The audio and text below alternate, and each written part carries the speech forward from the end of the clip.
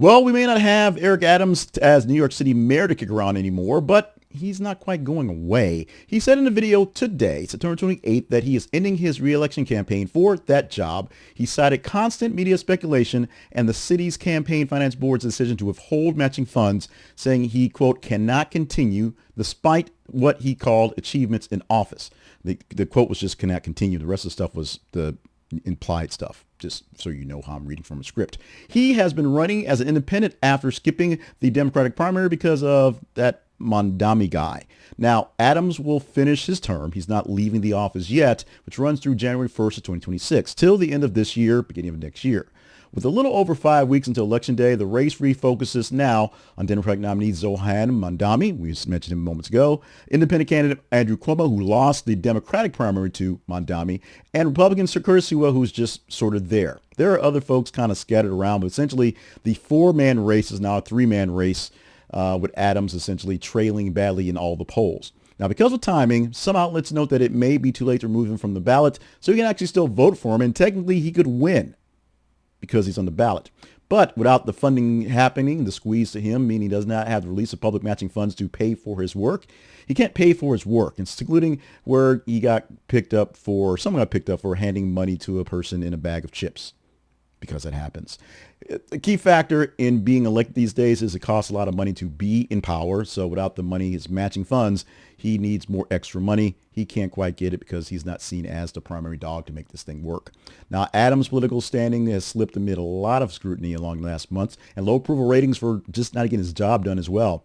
Opponents argue that his independent run risks splitting the anti-Mondami vote, but with 3 Democrats just simply running for one spot, it makes it harder to get that vote. Now, with 2 Democrats and a ghost name, being Adams, we'll see how it works for that side, or whether Curtis Sewell can actually get the win and be the dog to cut the car and figure out what to do as the new mayor of New York City. He defended his record and warned against policies he said would, close to dismantle the core city systems he's built, but acknowledges that he lacked the support to keep things going. The people didn't seem to want him, although the people wanted him, so he said.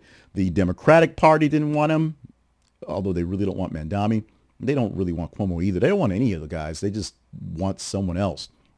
But Adams found that his role as running for mayor this term was not going to be much of a term, at least not a next term. This term will end up as it is. The immediate question is where Adams would be going to, because he has to go someplace. The second immediate question is who's going to vote for other folks that were going to vote for Adams? Not poorly, well, very poorly put together, but yeah, where are his voters going to go?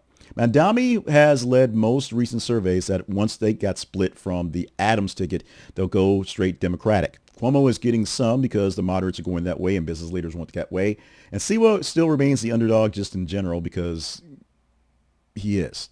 Turnout and late endorsements could shape the tight finish. Maybe Adams will endorse one guy to help this thing out. Maybe he'll endorse Curtis Sewell and just throw the whole thing apart.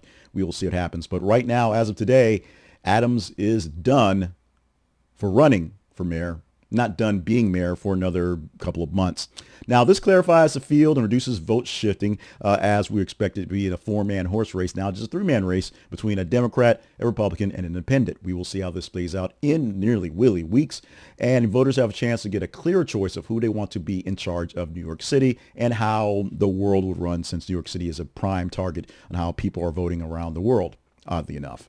It also leaves some supporters and politically homeless people just kind of feeling bad about supporting this Adams guy, whether they are true New Yorkers or they're folks from out of state, out of country, if you will, who want to see Adams win.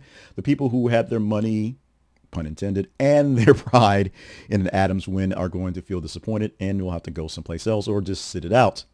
We shall see in mere weeks who will be the new New York City mayor, because there will be a new mayor of New York City come January 1. Will it be the Democrat, the Republican, or the independent, or some other person we haven't mentioned, some wild card folks out there? There's people out there who still have a chance to run. They just have no chance to win.